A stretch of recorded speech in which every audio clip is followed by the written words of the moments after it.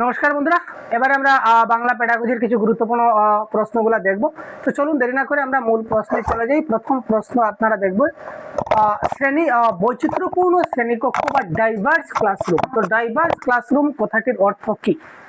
ঠিক আছে, তো একই বুদ্ধিসম্পন্ন সমস্ত ছাত্র, পৃথক বুদ্ধিসম্পন্ন সমস্ত ছাত্র, মাঝারি বুদ্ধিসম্পন্ন সমস্ত ছাত্র, নাকি কম বুদ্ধিসম্পন্ন সমস্ত ছাত্র? তো এই ক্ষেত্রে কারেক্ট আনসার কি হবে? দেখুন, বাংলা প্যাডাগোজির যে আমাদের টপিক আছে, তো প্রত্যেকটা টপিক ওয়াইজ ক্লাসটা কিন্তু আমরা এবার দিতে চলেছি আপনাদের। তো এই প্রশ্নের কারেক্ট আনসার হচ্ছে কি স্যার? পৃথক বুদ্ধিসম্পন্ন বিভিন্ন সমস্ত ছাত্র। শুধুমাত্র পৃথক বুদ্ধিসম্পন্ন হলেও ঠিক হবে না, কারণ এখানে বুদ্ধিসম্পন্ন দিয়েছে, যার কারণে কারেক্ট আনসার হবে মানে বিভিন্ন ব্যাকগ্রাউন্ড থেকে আগত সমস্ত ধরনের শিক্ষার্থীকে, কেউ ধনী, কেউ গরিব, কেউ বেশি বুদ্ধি, কেউ কম বুদ্ধি, বা কেউ সামাজিক পরিস্থিতি ভালো, কেউ সামাজিক পরিস্থিতি কম, বা কেউ শারীরিকভাবে দেখতে একটু অক্ষম, বা কেউ একটু বেশি সক্ষম, কেউ একটু মাঝারি, সব এই যে সব ধরনের ছাত্রদের নিয়ে আমরা যে শ্রেণীকক্ষ আমাদের থাকে, ক্লাসরুম থাকে, এটাকে আমরা ডাইভার্স ক্লাসরুম বা বৈচিত্র্যপূর্ণ শ্রেণীকক্ষ বলে থাকি। আপনারাও আমাদের সঙ্গে সঙ্গে প্রত্যেকটা প্রশ্নের কারেক্ট আনসার কমেন্ট বক্সে দিয়ে যান, তাহলে আপনাদেরও মানে যে কোয়ালিটিটা বৃদ্ধি পাবে। একজন শিক্ষার্থী কোনো প্রশ্নের উত্তর জানা সত্ত্বেও ঠিকমতো বলতে পারছে না, এটি কি ধরনের অসঙ্গতি? প্রকাশমূলক অসঙ্গতি, গ্রহণমূলক অসঙ্গতি, একসঙ্গে প্রকাশ এবং গ্রহণমূলক অসঙ্গতি, না ভাষা ব্যবহারের ভুল? তো কোয়েশ্চন নাম্বার 2 কি হবে দেখি, আপনারা তাড়াতাড়ি কারেক্ট আনসার আমাদের জানান। একজন শিক্ষার্থী কোনো প্রশ্নের উত্তর জানা সত্ত্বেও, একটা প্রশ্নের উত্তর জানে কিন্তু সে উত্তরটা দিতে পারছে না বা উত্তরটা বলতে পারছে না, তো তার মানে সে উত্তরটা বলতে পারছে না। তো বলতে যখন পারছি না, তো কথা বলে আমরা কি করি স্যার? কথা বলার মাধ্যমে আমরা কোনো কিছুকে প্রকাশ করি। তো এই ক্ষেত্রে সে বলতে পারছে না, তার মানে প্রকাশ করতে পারছে না। দ্যাট ইজ ওয়াই প্রকাশমূলক অসঙ্গতি is the right answer of this question. Question number 3, পিছিয়ে পড়া ছাত্রদের ব্যাপারে শিক্ষক কি চিন্তা করবেন? পিছিয়ে পড়া ছাত্রদের ব্যাপারে একজন শিক্ষক তিনি কি চিন্তা করবেন? পিছিয়ে পড়ার কারণ অনুসন্ধান করবেন। তিনি পিছিয়ে পড়ার কারণ তিনি কি করতে পারেন? অনুসন্ধান করেন।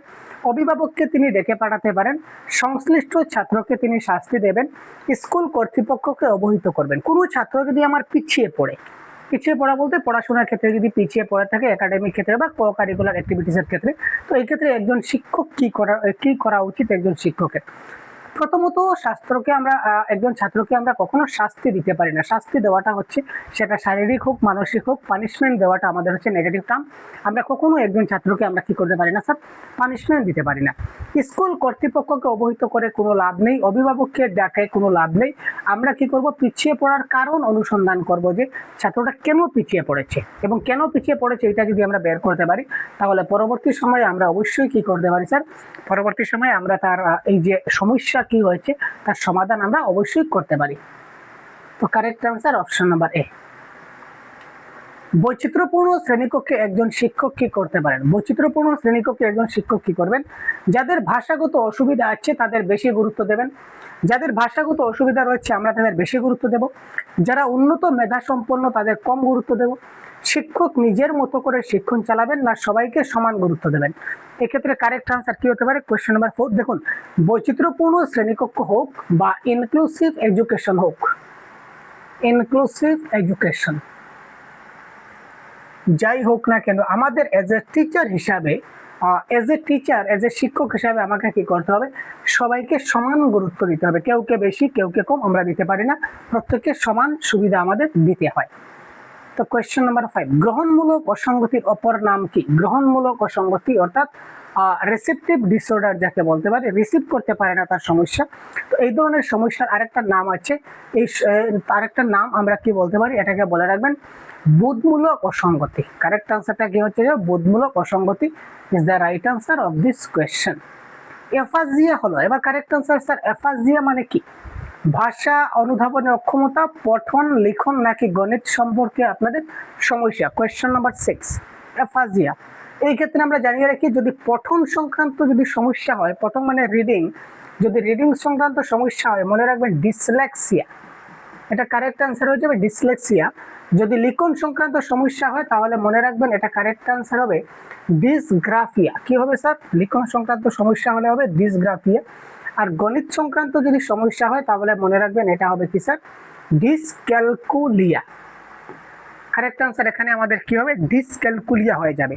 তো যেহেতু রিডিং ডিসঅর্ডার মানে হচ্ছে ডিসলেক্সিয়া মানে পঠন, লিখন যদি ডিসগ্রাফিয়া হয়, গণিত যদি ডিসক্যালকুলিয়া হয়, তাহলে ভাষা অনুধাবনে যদি অক্ষমতা হয় তো এটা কারেক্ট আনসার হবে অ্যাফাজিয়া। ঠিক আছে, এটা হচ্ছে শিখন অক্ষমতার একটা পার্ট। এগুলা থেকে কিন্তু পরীক্ষায় প্রশ্ন আসে, মনে রাখবেন। শিক্ষক মহাশয় পিছিয়ে পড়া ছাত্রদের নিয়ে তিনি কি করবেন? একজন ছাত্র যদি পিছিয়ে পড়ে তো এজ এ টিচার কি করবেন? শিক্ষক মহাশয় পিছিয়ে পড়া ছাত্রদের জন্য কি করবেন? এগিয়ে নিয়ে যাবেন, চুপচাপ থাকবেন, কিছুই ভাববেন না, আর যেমন আছে তেমন থাকুক এই নীতি মেনে চলবেন। কারেক্ট আনসার কি হবে? একজন শিক্ষকের উচিত যে প্রত্যেকটা শিশুকে সমানভাবে তিনি যেন ট্রিটমেন্ট করতে পারেন, অর্থাৎ প্রত্যেকটা শিশু যেন সমানভাবে অংশগ্রহণ করতে পারে, ভাগিদারি হতে পারে, এবং কেউ যদি পিছিয়ে পড়ে তাকে কি করতে হবে, এগিয়ে নিয়ে যেতে হবে, সে যেন ওই জায়গাতে থেমে না থাকে, কিছুটা উপরের দিকে যেতে পারে। Clear sir? ডিসলেক্সিয়া এক ধরনের। ডিসলেক্সিয়া কি স্যার? এইমাত্র আমরা বললাম ডিসলেক্সিয়া। ডিসলেক্সিয়া হচ্ছে একটা রিডিং ডিসঅর্ডার, মনে রাখবেন। ডিসলেক্সিয়া হচ্ছে রিডিং ডিসঅর্ডার, মানে কি স্যার? মানে পঠন অক্ষমতা। পঠন অক্ষমতা, এই যে ডিসলেক্সিয়া, ডিসগ্রাফিয়া, ডিসক্যালকুলিয়া, এগুলাকে কি বলা হয়? এগুলাকে বলা হয়, এগুলা হচ্ছে এক একটা শিখন অক্ষমতা, learning disabilities. Question number 8, option number C is the right answer of this question. Question number 9, কিভাবে শিক্ষার্থীরা প্রত্যাশিত ফল লাভ করতে পারবে? কোয়েশ্চন নাম্বার 9 কি হতে পারে?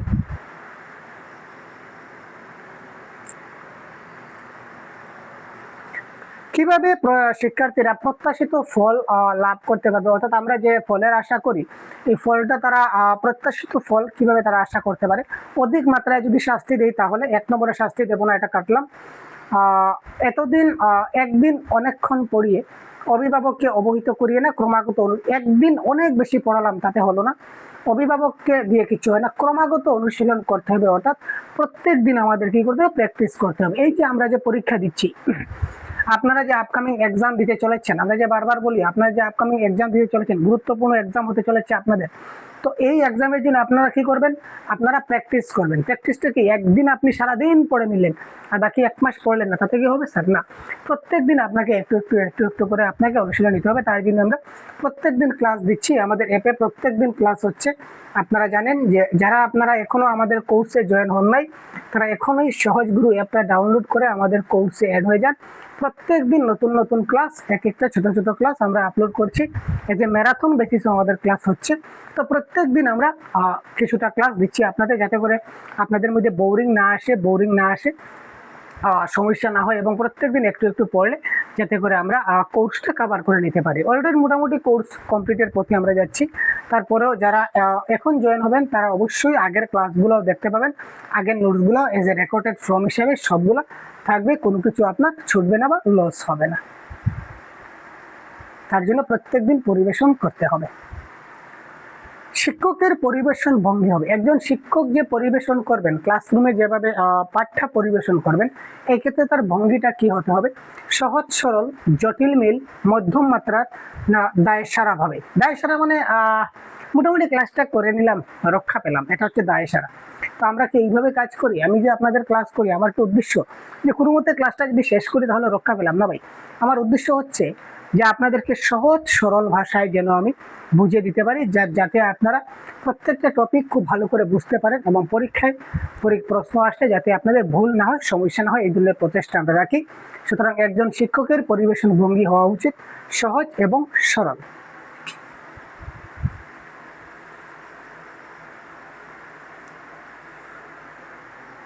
Question number 11, dyscalculia. এই দেখুন, আমি একটু আগে বললাম ডিসক্যালকুলিয়া এক প্রকারের শিখন অক্ষমতা যা প্রকাশ করে। কিভাবে? কারেক্ট আনসার সবাই তাড়াতাড়ি কমেন্ট বক্সে জানান। কোয়েশ্চন নাম্বার 11 কি হবে? আমি বলছি না ভাই, আমি বলছি না, আপনারা সবাই বলুন কারেক্ট আনসার কি হবে কোয়েশ্চন নাম্বার 11।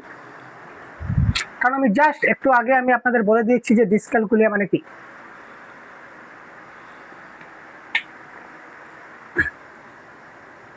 কি হবে কারেক্ট আনসার? পড়া বা পঠন সংক্রান্ত সমস্যা হলে স্যার কি হয়? ডিসলেক্সিয়া।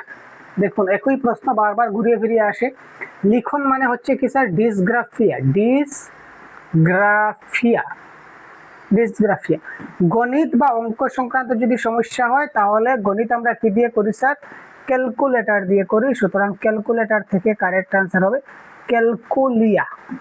আবার ভাষা বোঝার যদি সমস্যা হয় তাহলে এটা কারেক্ট আনসার হবে অ্যাফাজিয়া। তো প্রশ্ন বলেছে ডিসক্যালকুলিয়া, তো এখানে ডিসক্যালকুলিয়া গণিত বা অঙ্ক সংক্রান্ত সমস্যা। Option number C is the right answer. বহুত বুড়িয়া যারা কমেন্ট বক্সে কারেক্ট আনসার দিচ্ছেন, আপনাদেরকে অসংখ্য ধন্যবাদ কারেক্ট আনসার দেওয়ার জন্য।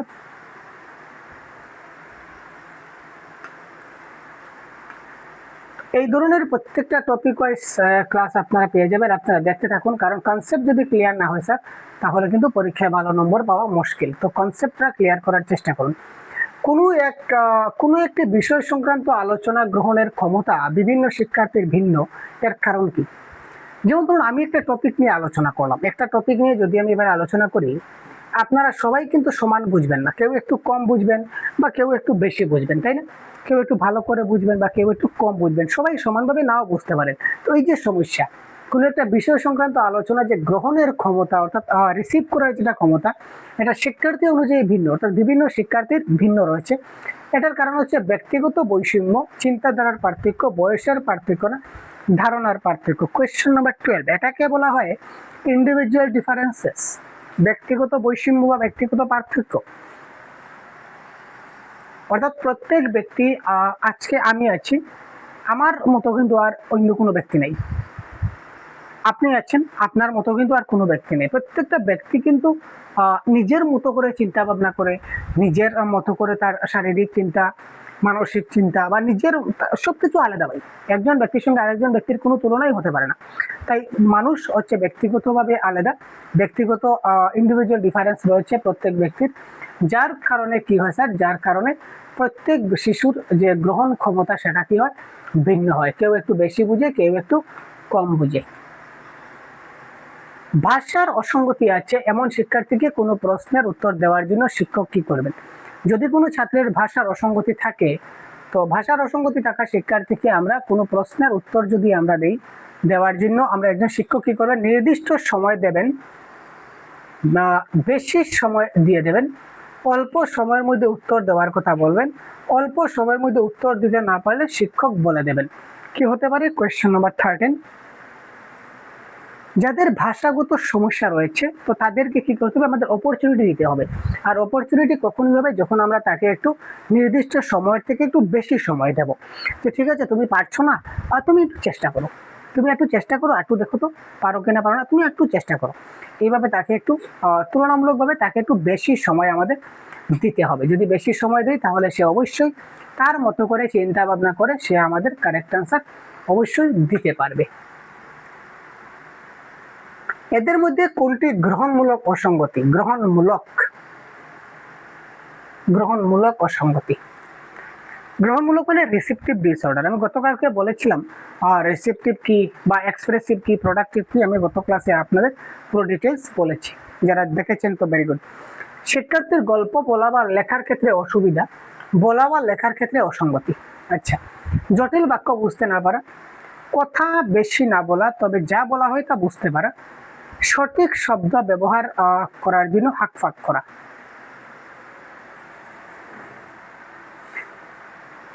কোয়েশ্চেন নাম্বার 14, এখানে গ্রহণ মানে আমাদের গ্রহণমূলক দক্ষতা হচ্ছে দুই প্রকার। একটা হচ্ছে রিডিং, অর্থাৎ পড়ে আমরা যদি কোনো কিছু না বুঝি তাহলে সেটা হবে গ্রহণমূলক অসঙ্গতি। আর যদি আবার শুনে বা লিসেনিং, LISTENING, লিসেনিং, ঠিক আছে? এই লিসেনিং এর অর্থাৎ শ্রবণের মাধ্যমে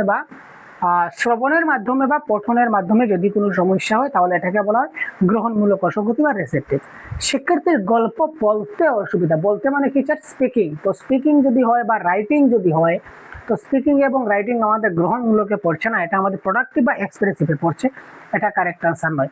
জটিল বাক্য বুঝতে না পারা, ইয়েস স্যার, আন্ডারস্ট্যান্ডিং, সে বুঝতে পারছে না, তার মানে সে পড়ে অথবা শুনে সে কি করতে পারছে না? বুঝতে পারছে না। কখনোই বুঝবে? হয়তো সে পড়ে বুঝবে, নতুবা লিখে তো আর বুঝবে না, বুঝবে তারপর না লিখবে। না বুঝে কি লিখে দেবে? তো এখানে লিখনের কোনো কথাই আসছে না। তো এখানে হয়তো পড়ে জিনিসটা বুঝতে পারছে না বা শুনে জিনিসটা বুঝতে পারছে না। তো আলটিমেটলি গ্রহণমূলক অসঙ্গতি এখানে হয়ে যাচ্ছে option number B is the right answer of this question.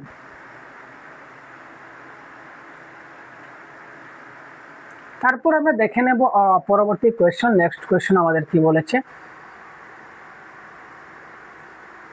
বিশেষ চাহিদা সম্পন্ন শিক্ষার্থীদের জন্য শিক্ষক কি ব্যবস্থা নেবেন? বিশেষ চাহিদা সম্পন্ন শিক্ষার্থী যাদের স্পেশাল নিড রয়েছে তাদের শিক্ষার্থীদের জন্য শিক্ষক কি ব্যবস্থা নেবেন?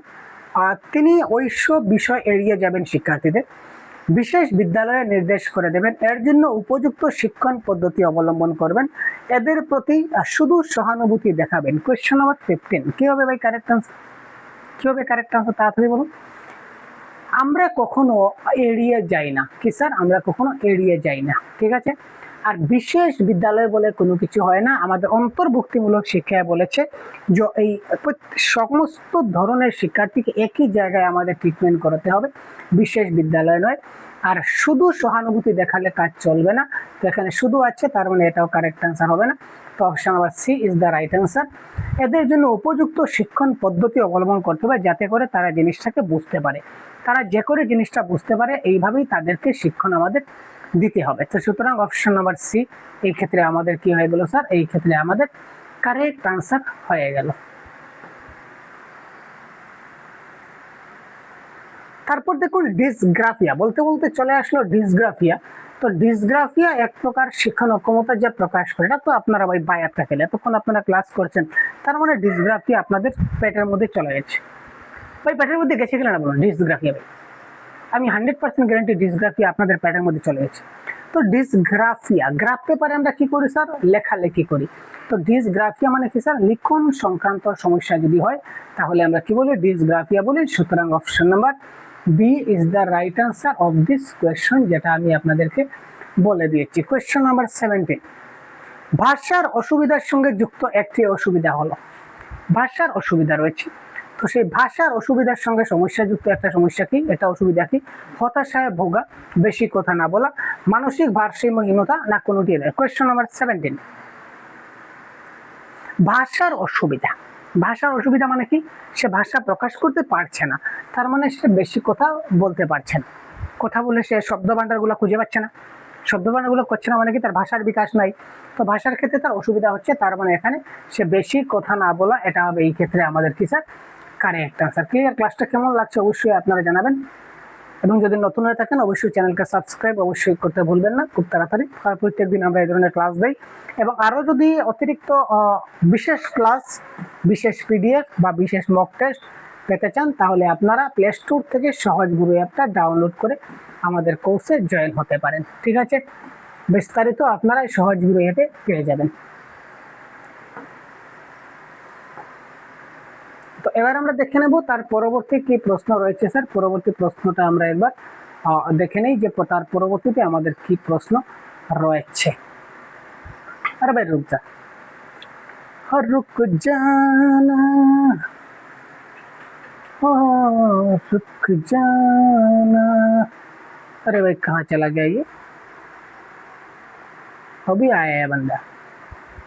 क्वेश्चन नंबर 18, নিচের কোনটি প্রকাশমূলক অসঙ্গতির উদাহরণ? আমরা একটু আগে দেখি স্যার, একটু আগে আমরা গ্রহণমূলক অসঙ্গতির কথা বলেছিলাম, এবার আমরা প্রকাশমূলক অসঙ্গতি মানে প্রকাশ করতে পারছে না, ঠিক আছে না? প্রকাশ করতে পারছে না। 18, প্রকাশ, জটিল বাক্য বুঝতে পারছে না, তার মানে এখানে তার রিসিভের ক্ষেত্রে সমস্যা আছে। যা বলা হয় তা বুঝতে পারে, মানে রিসিপটিভ স্কিলটা তার ভালো হচ্ছে, এটা রিসিভের কথা। কোনো বাক্যের শব্দগুলির অর্থ বুঝতে না পারা, অর্থ বুঝতে পারছে না, তার মানে তার এখানে রিসিপটিভ ডিসঅর্ডার। কিন্তু এখানে সে বলতে পারছে না বা লিখতে পারছে না, লেখার ক্ষেত্রে অসুবিধা বা বলার ক্ষেত্রে অসুবিধা। তো স্পিকিং এবং রাইটিং যদি হয় তাহলে এটা হবে প্রকাশমূলক অসঙ্গতি, আর রিডিং এবং লিসেনিং যদি হয় তাহলে এটা হবে গ্রহণমূলক অসঙ্গতি বা রিসেপটিভ স্কিল, এটা আমাদের মনে রাখতে হবে। কোয়েশ্চন নাম্বার 19, কোনটি শিক্ষণ অক্ষমতার কারণে হয় না? শিক্ষণ অক্ষমতার কারণে কোনটি হয় না? মস্তিষ্কের কার্যকারিতার ত্রুটি, গৃহ পরিবেশগত কারণ, শিক্ষাগত কারণ নাকি সামাজিক কারণ? কোয়েশ্চেন নাম্বার 19 কি হবে কারেক্ট আনসার? আপনারা সবাই তাড়াতাড়ি জানিয়ে দিন 19 কি হতে পারে।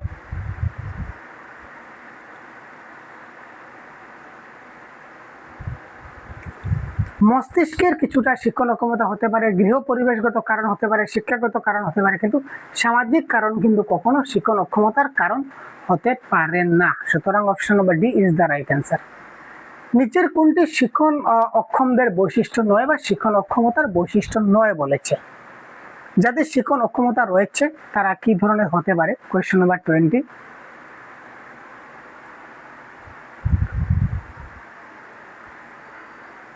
বুদ্ধি বা সাধারণ ক্ষমতার দিক থেকে এরা স্বাভাবিকের চেয়ে কিছু কম হতে পারে, এদের চিন্তা ভাবনা ক্ষমতা কম থাকে, তারপর অধিকাংশ ক্ষেত্রে এরা অন্তর্দৃষ্টির মাধ্যমে শেখে, নাকি এরা অস্থির চিত্ত হয়? কি হতে পারে কারেক্ট আনসার?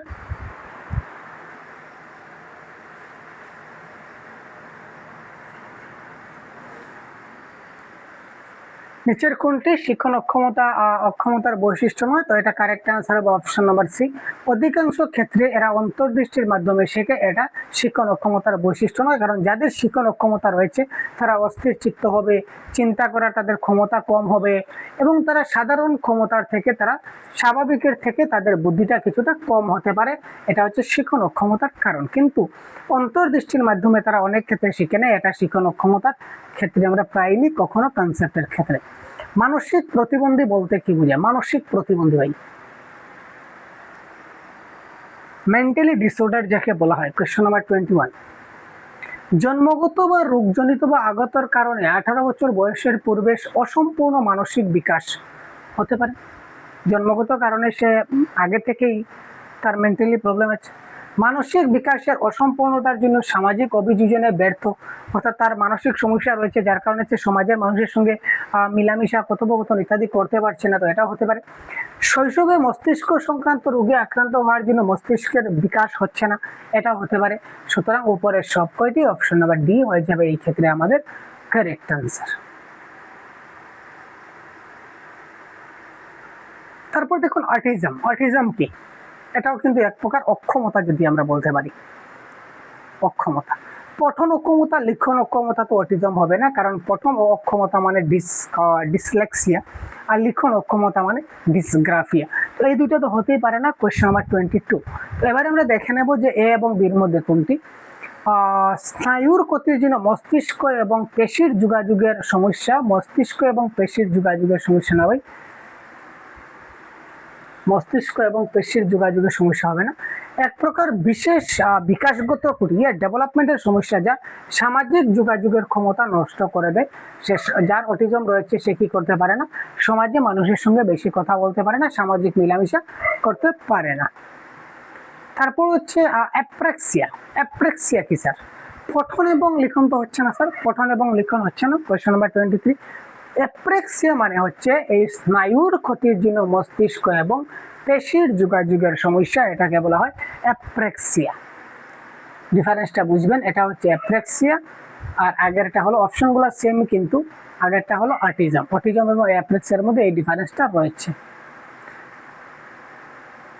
শ্রেণীকক্ষে বাংলা ভাষার বিভিন্ন ভুল, এই ভুলের মধ্যে অন্যতম ভুল হচ্ছে কি? Question number 24।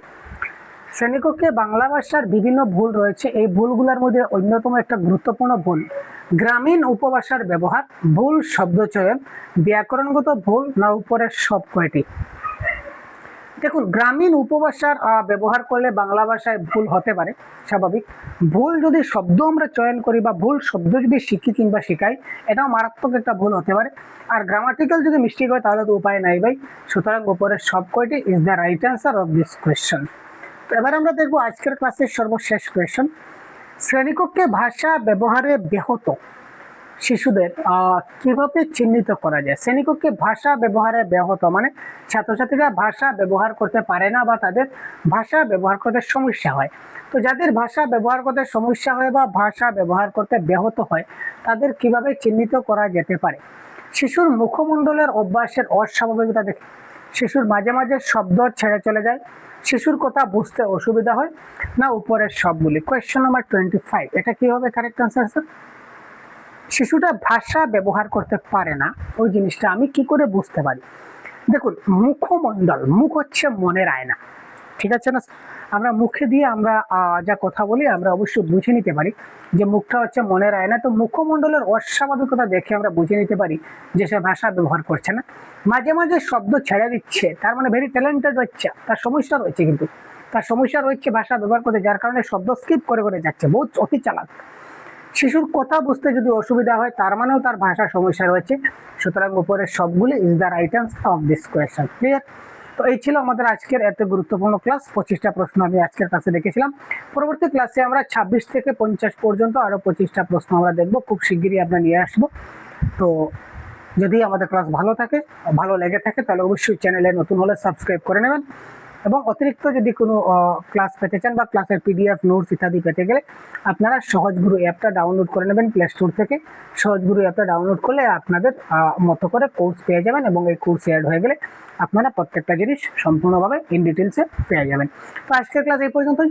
ভালো থাকবেন, সুস্থ থাকবেন, ধন্যবাদ।